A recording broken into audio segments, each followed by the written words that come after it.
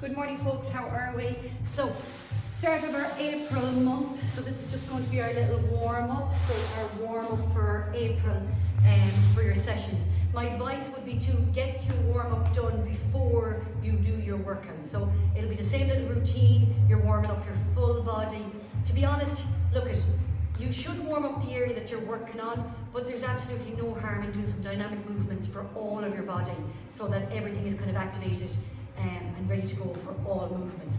So just be mindful of that. Get into a little routine of getting your little warm-up done before each of your sessions, and then you'll get the most benefit out of it. The whole point of a warm-up is that you activate muscles, that you get blood flow rushing into the area that you're going to use, or it is blood flow in that area. You have a better chance of not getting injured. Look, you can still get injured, but you have a better chance of not getting injured when you're warmed up. And you'll prevent any kind of your worst muscle soreness. If I go from 0 to 90, the muscles tense up and a lot more lactic acid will seep in there. So just be mindful of that. Nice little warm up. It only takes about 5 minutes. You don't want to be doing anything major. If I was going for a jog, and my warm up would be some skipping, would be some jumping jacks, some light little start walking, then start skipping, then start light jogging, and then go into your run, something like that. But for our lower body and our upper body movements, just to get used to. So start off first of all with your little arm circles. So 10 clockwise, then 10 anti-clockwise. And all you're doing is you're rotating your shoulder. So that's all we're doing. We're doing a rotation on the shoulder with the double hand. So go 10 forward into 10 backwards of our rotations.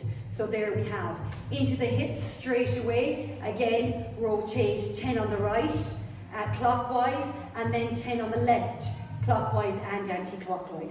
So again, all I'm doing is bringing my hip up and rotating it around. Hip up, rotating it around. And for the opposite direction, all you're doing is you're bringing your hand and leg around and swinging it. Try and make circles with your knees.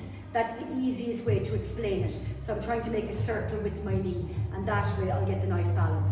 Same on the opposite side, little circles, and come to a stop each time. There's no point, no harm in coming to a stop each time, resetting yourself, keeping your torso nice and straight, keeping your core nicely activated.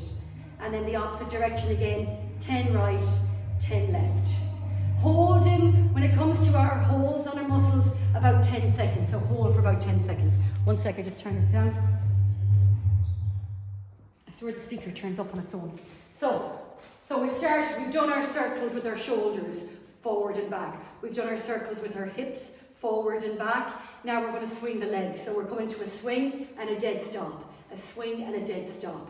Remember, all our muscles are connected. So when I swing my leg, it's all of those muscles in my calf, my hamstring, my glute, my lower back area.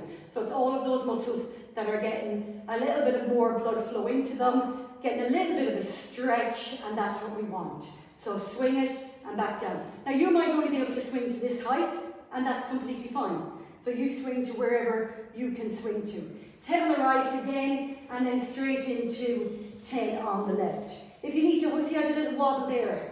By no means, sometimes hold on to a wall if you can, or in time you'll get good at it and you won't need to hold on to that wall. Okay? So again, 10 right and 10 left. So we've got those movements. Next one. We're going to drive the hips back, we're going to walk the body out. So all I'm doing is walking my body out into my high plank position. Okay? I'm going to drop the knees to the ground, I'm going to sit back on my heels. I'm going to bring my head down and hold it. Any kind of hold, you're holding for about 10 seconds. So hold for 10 seconds, 9, 8, all the way through, 3, 2, and 1. Now, from there, we're going to get the left hand and we're going to thread it underneath the right hand and bring the shoulder, if we can, back down to the ground. All we're doing there is we are stretching out the upper torso, so my upper back area, my spine, getting all of those areas, getting more blood flow in there. So hold it, and then back up again, and opposite hand. So just thread it through, and then rotate the shoulder and bring it back down.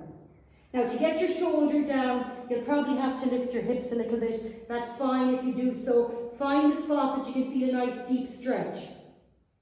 So find your spot. Nice work. Back to my box position.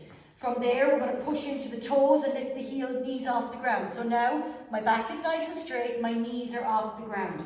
Hold it for 10, 9, 8, 7, 6, 5, 4, 3, 2, and 1. Now raise the hips up. Hips come up, head comes down. So bring the head down between the hands if you can, and I'm still up on my toes, okay? So hold it there, hold it. Again, you're always holding for 10, and just get good at that. At the start, you may not be able to hold it for 10, that's fine. Hold it for 5, hold it for 8, and then work your way to 10. So the head is down. Now I want you to release your head ever so slightly, so that your head has come back out from between your arms. And now I want you to rotate your heels to toe, heel to toe. 4, 5, 6, 7, 8, 9, and 10. Well done. And now we're going to walk the hands in, back towards the feet, to the exact same place we started. Hands on the toes, and we're just going to hold it here for 10, 9, 8, 7, 6, 5, 4, 3, 2, and 1. And slowly come up. If you are somebody that cannot touch their toes just yet, put more of a bend on your knees and just get used to that. And then as you get a little bit stronger, you'll be able to stretch out and you'll be able to straighten your legs. No matter what we do, doesn't matter what we do ever, anytime, nobody should be locking their knees out like so on any exercise, on any stretch. You should never lock your knees back like so, because that's putting massive pressure on my patella, which is my knee joint. So don't do that. Keep your knees always soft. That's the best place for your knees to be. So when I say do your stiff leg deadlift or your good morning or your hinge, my knees are always soft. So that's an example of keep them soft. And even in your stretch, when I touch my toes, my knees are not locked out straight. There's a slight little give on them, because you'll feel that in the backs of the legs. Okay? So, again, if you can't get all the way down, touch your ankles or touch your shins. And when you're ready, come up. Slowly roll the shoulders out. Bring the left hand or right hand across the body, right hand across the body, and hold it. Just hold. Release it, opposite hand, over and hold. Now at the minute, in April, you will notice, because this is your warm-up for your April set, in April, I have this radial nerve here in my arm. I've overstretched it. I overstretched it on a very heavy weight at a session about 3.5 weeks ago, 4 weeks ago, and it just takes time to heal. So you will see that I may not be using my right hand for some movements. That's just me, okay? And I'm working around an injury. This is injured down here, but the rest of me is absolutely perfect. So that's my advice when it comes to being injured. If you're able to move other elements or other parts of your body, then do it. But it's a case of you just have to know your own body and know yourself. It's a little bit different if you're sick. So if you've got a flu or a cold, or you're coming out of a sickness, an illness, and your body is run down, if you hammer your body hard with exercise, you're going to make it longer and harder for you to actually get completely better. So light movements are grand, but just don't go out and do 50 reps of squats, 50 burpees, 50 this. Don't go mad. You could take it down, maybe go out for a light walk, a light jog, or do some your mobility work first of all when you're coming back from illness. So whereas we can train around an injury, because only this part is injured, if I had the flu, or if I had, like people coming back from COVID, if I had COVID and I was coming back from that, or any kind of pneumonia or sickness, your body has to heal. Let your body heal, fuel it, hydrate, light movement, and then when you feel, add exercise back really slowly. But do not train when you're sick, is my personal advice, because all you're doing is you're prolonging that sickness, because your body is struggling to get rid of that virus, whatever it is in the body, and you hammer it with a hard session, then like when we exercise, it takes a lot to recover and to repair. That's why we do every second day with the weights and stuff, because our body has to repair. So be mindful of that. My advice would not be to train if you're sick, but also don't take the mickey out of that either. You'll know yourself if you can do a little bit, or you might start and you feel, oh God, I can't continue this. Then don't. You have to know your own body. So those are your stretches, those are your little warm-ups for that's your warm-up for your September, for your April session. So the reps are always 10 and you're holding for about 10 seconds.